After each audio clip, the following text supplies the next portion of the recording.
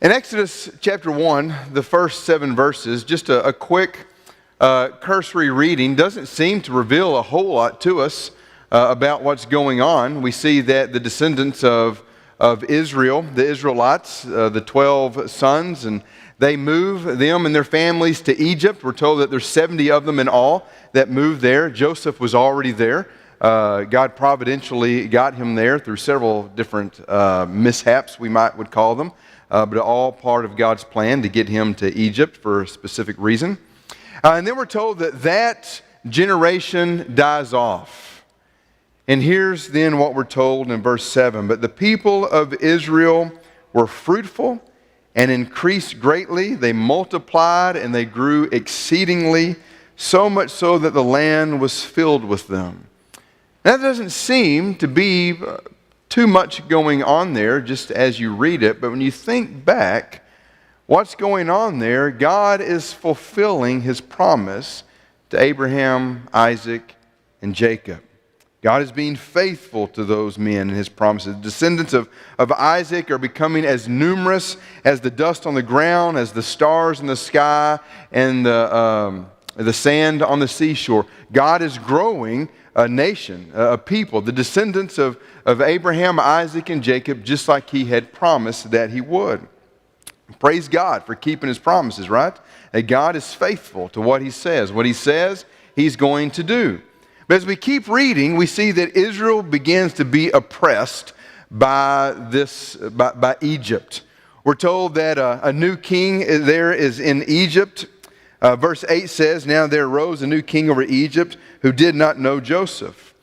This king doesn't know who Joseph was, doesn't realize what Joseph has done for the kingdom of Egypt, how God used him to preserve Egypt. You know, he interpreted Pharaoh's dream and said there was going to be 7 years of plenty, but followed by 7 years of famine. So we need to make sure that we store up as much as we can from the 7 years of plenty so we can survive the 7 years of famine.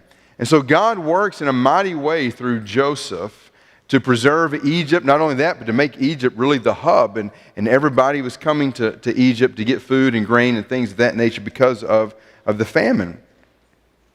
And so the new king of Egypt doesn't know who Jacob is. And the new Pharaoh becomes very intimidated by the sheer size, the sheer number of Israelites as God is multiplying them and growing them. And so Pharaoh talks to his people, and this is what he says in verse 9. "Behold, the people of Israel are too many and too mighty for us." Verse 10, "Let's deal shrewdly with them." Because he's afraid that they will continue to multiply.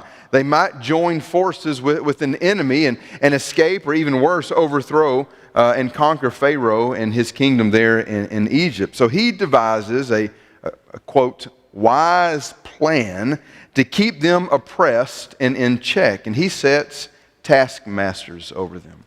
And their sole job was to inflict misery on the Israelites through forced labor. They afflicted them with heavy burdens. They made them work ruthlessly as slaves. They made their lives bitter with hard service through masonry and all kinds of severe work out in the fields. The Israelites worked long hours under some of the most brutal conditions. The goal was to make them feel miserable, hopeless, and defeated. And it seemed to work. I have a question for you, a few questions for you. Do you think the Israelites felt like God was near to them during this time? Do you think the Israelites felt like God was watching over them? Do you think the Israelites felt like God cared for them as they were enduring these harsh conditions? My initial guess would be probably not. Probably not. Matter of fact, they may have been wondering, where is God? Has the God that we've been told from through Abraham, Isaac, and Jacob and our descendants, has that God been silent? Has he disappeared? Has he left us? What's he doing? Where's he at? We've heard stories that he's the God of the world, the creator. We've heard all of this. Well, I wonder where he's at. Why is this being allowed to go on? But in their oppression, even in their despair, we can see God at work. God was fulfilling a promise to grow a great nation. Let's continue to read verse 12. Exodus 1 and verse 12. But the more they were oppressed, so the more that the Pharaoh just caused harsh conditions and oppressed them and afflicted them and gave them heavy burdens and made them work harder, the more they were oppressed, the more they multiplied and the more they spread abroad. And the Egyptians were in dread of the people of Israel. The more Pharaoh oppressed them, the more God made them grow. You can't stop God. Sometimes our situations, and including that of the Israelites, they seem so unbearable. They seem so hopeless that we fail to see, or sometimes we're blinded to God at work in our lives. Sometimes a season in our life is just dark enough, it prevents us from seeing God at work. Even small glimpses of God working in our life or blessing us in our situation, but what we read here, God's still with us. God is still with his people. Even under the most brutal and harsh, I tried to combine a word there. Did you get that? Conditions, God is still working. God is still with us, even when we can't see it. I think of Joseph, who endured troubled times time and time again. But God was working to take him from where he was to where God needed him to be, so that he might save his people, and so that they could come to Egypt and grow into a great nation. And he stands before his brothers in Genesis 50 and verse 20 and says, "As for you, you meant it evil against me, but God meant it for good, to bring it about that many people should be kept alive as they are today." At least in hindsight, I don't know about in the moment, but at least in hindsight, Joseph could look back and say, "I saw God at work." Maybe not while he was in prison. Maybe not while he was being accused of rape. Maybe not when he was being sold into slavery by his brothers and told lies. Maybe not in those times, but hindsight, he could see it. And so for a few hundred years, the Israelites were slaves in Egypt, but God was working to fulfill the promise he made to Abraham, Isaac, and Jacob. And Pharaoh's plan didn't work because you can't stop God's plan. No matter who you are or what you try to do, you can't prevent God from working. If God makes a promise, he's going to make good on that promise. No amount of affliction could defeat God's purpose. The Egyptians tried their best, but they were unsuccessful, and Pharaoh devises another plan. Now he decides to talk to the Hebrew midwives. And in verse 16, this is what he says to them. "When you serve as midwife to the Hebrew women and see them on the birth stool, if it is a son, you shall kill him, but if it is a daughter, you shall let him live." Now we keep reading, the midwives feared God more than they feared Pharaoh, and they didn't do what Pharaoh asked them to do. And so the king spoke. Pharaoh comes to them again and says, "Why aren't you doing this? I've asked you to do something, but you aren't doing this. Why not?" And they say, "Well, the Hebrew women aren't like the Egyptian women. When they go into labor, they give birth very quickly. We're not able to do what you asked us to do." And so God blesses the midwives. He gives them families. And the Israelites continued to grow and multiply, and they became very vast, and they spread throughout the land. God can't be stopped. So Pharaoh revises his plan. He goes back and he talks to the people again. And he commands the people, when you see a male Israelite child, throw it in the Nile River, but let all the daughters live. The first plan didn't work. The second plan didn't work with the midwives. So he goes to a third plan, and he just tells the people of Egypt, when you see an Israelite child, just pick it up and toss it in the Nile River. Our minds can't comprehend that. How could someone be so hard of heart that you think that this is okay to do. This is a horrible time in the history of Israel. Severe, brutal oppression, murdering of male children by tossing them in the Nile River. And where is God in this murderous population control? Where's God? You look at Psalm 105.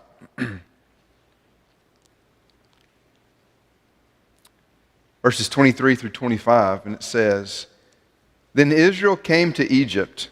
Jacob sojourned in the land of Ham. And the Lord made his people very fruitful and made them stronger than their foes. And he turned their hearts to hate his people, to deal craftily with his servants." God was blessing his people. Where was he?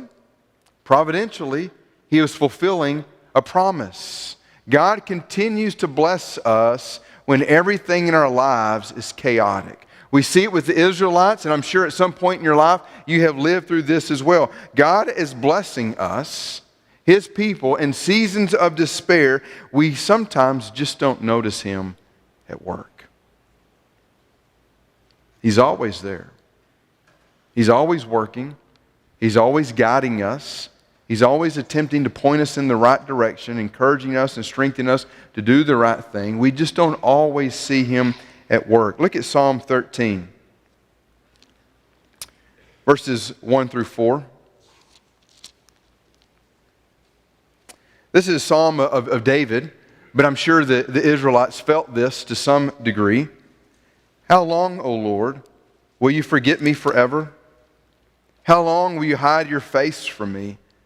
How long must I take counsel in my soul and have sorrow in my heart all the day? How long shall my enemy be exalted over me?" You think Israel felt this way in Egypt? "Consider and answer me, O Lord my God. Lift up my eyes, lest I sleep the sleep of death. Lest my enemies say, I have prevailed over him. Lest my foes rejoice because I am shaken." Exodus chapter 1 shows that God has a plan and is at work. We turn the page to Exodus chapter 2. God begins to reveal the plan. God raises up a deliverer, and he listens to his people.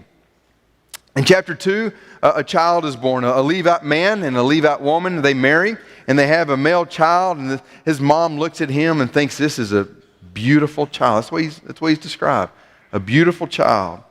But because of the king's edict, remember, if you see a male child, young child, pick him up and throw him in the river, his parents hide him. You would too, right? I think that's exactly what I would do. I would hide my child. And she hid him for 3 months. But we read verse 3 of chapter 2, and it says, "When she could not hide him any longer, she took for him a basket made of bulrushes and dabbed it with bitumen and pitch. And she put the child in it and placed it among the reeds by the river bank. When they could hide him no longer, the method for killing the male children becomes the divine provision for saving the deliverer of Israel. The little boy's mom makes a box. It's the same word for ark that you read in Genesis chapter 6. She places her son in the basket, puts this box, in the Nile River, and she watches as it floats. And just like in the story of the flood, those in the ark were not overcome by the chaotic waters and were not destroyed. The same thing happens to this young boy as he's put in this box and sent down the Nile River. The chaotic waters of the Nile River do not overcome him, and he is saved.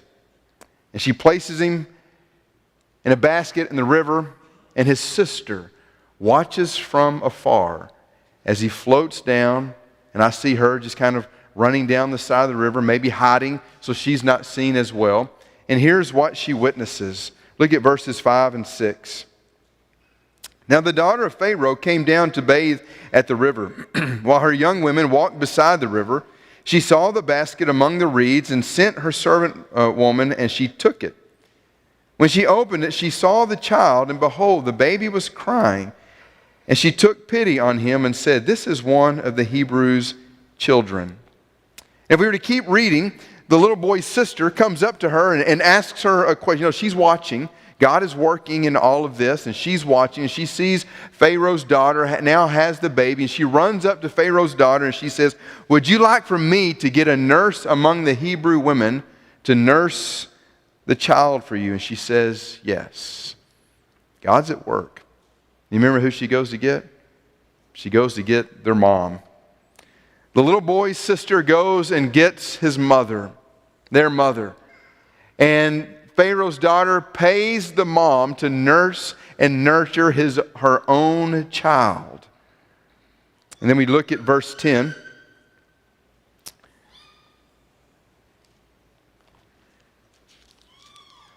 When the child grew older, she brought him to Pharaoh's daughter, and he became her son. And she named him Moses because she said, "I drew him out of the water." She names him Moses. Moses now becomes the son of Pharaoh's daughter. Moses is the Greek translation of the Hebrew name Moshe, which means to draw out of, but also means the son of. So in an ironic turn of events, God has placed the deliverer of Israel in the house of Pharaoh to be raised and educated.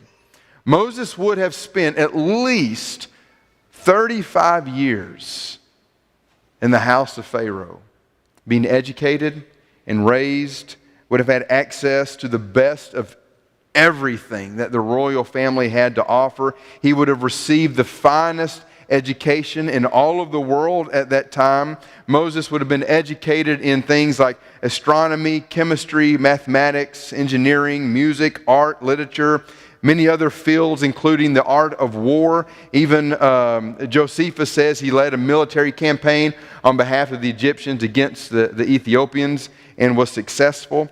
And the Bible even confirms his education. Acts chapter 7, as Stephen is preaching, he says this, that Moses was instructed in all the wisdom of the Egyptians.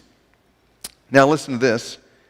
And he was mighty in his words and deeds. You find that interesting? You remember God appears to him at the burning bush and says, "I want you to lead my people." You remember one of the excuses that Moses gives? "I don't speak very well. I'm not very eloquent in my speech." Yeah, he was. He's just offering an excuse. Stephen says he was mighty in words and deeds. And this gives, in my opinion, so much more meaning to what the Hebrew writer says in Hebrews 11, 24 through 27, when he says, "By faith Moses, when he was grown up, refused to be called the son of Pharaoh's daughter." You realize that means that Moses was in line for the throne. Moses, if he'd have stayed in Pharaoh's house, may have been one of the next pharaohs. Choosing rather to be mistreated with the people of God rather to enjoy the fleeting pleasures of sin. He considered the reproach of Christ greater wealth than the treasures of Egypt, for he was looking to the reward. By faith he left Egypt, not being afraid of the anger of the king, for he endured as seeing him who is invisible. Moses spent the first 40 years of his life believing that he was somebody. Moses' life has been summed up like this. The first 40 years of his life believing he was someone in Pharaoh's household. As he leaves for the next 40 years, he's a shepherd in Midian. He realizes he's really not anybody at all. And then the last 40 years of his life, God uses him and he becomes somebody through the power of God. As we keep going, God remembers. In Exodus chapter 2, let's read verses 23 through 25. During those many days, the king of Egypt died, and the people of Israel groaned because of their slavery and cried out for help. And their cry for rescue from slavery came up to God, and God heard their groaning. And God remembered his covenant with Abraham, with Isaac, and with Jacob. And God saw the people of Israel, and God knew. In their slavery and distress, they cry out for help. and their cry comes up to God. And God hears their groaning, and God remembered his covenant with Abraham, with Isaac and Jacob, the promises that he had made. And full of compassion, God looks down on his people, and God knew. It's time. It's time to work. Up to this point, God had providentially worked. Not in a way that would have been real visible to the people of Israel. He was growing them. He caused them to multiply and increase greatly, even under the very most severe of conditions. He was with his people, fulfilling the promise that he had made, that they would become a great nation. Now it was time to see God at work. And Exodus 6 and verse 6 describes it this way: with an outstretched arm and with great acts of judgment. They were about to see the God of creation work. God sees his people. God watches his people. God is aware of our hurt and cries. He takes note. I'm convinced of it. Every burden, every painful moment, anxiety, stress, the tears that you cry, everything that you have faced or are facing, God is aware. Look at Psalm 34. Psalm 34, 15 through 18. The eyes of the Lord are toward the righteous, and his ears toward their cry. The face of the Lord is against those who do evil, to cut off the memory of them from the earth. When the righteous cry for help, the Lord hears and delivers them out of all their troubles. The Lord is near the brokenhearted and saves the crushed in spirit. Now, Psalm 56.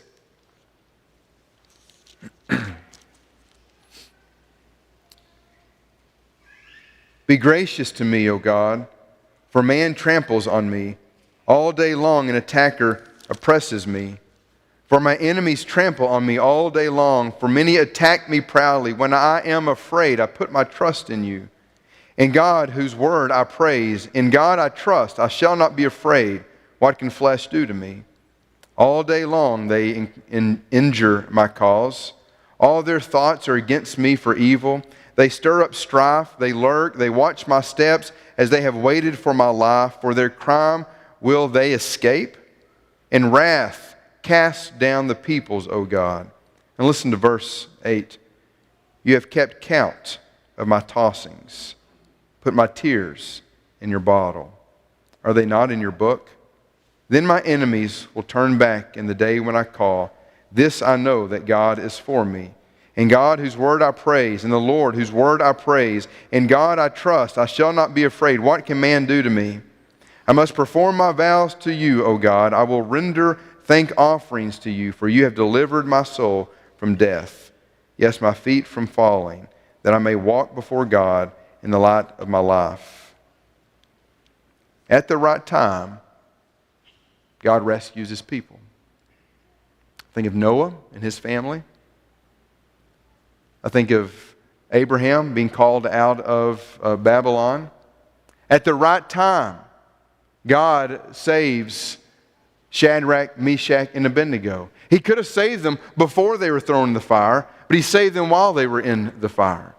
At the right time, he saved Daniel. He could have saved Daniel before he was thrown in the lion's den, but he waited till he was in the lion's den and he shut their mouths.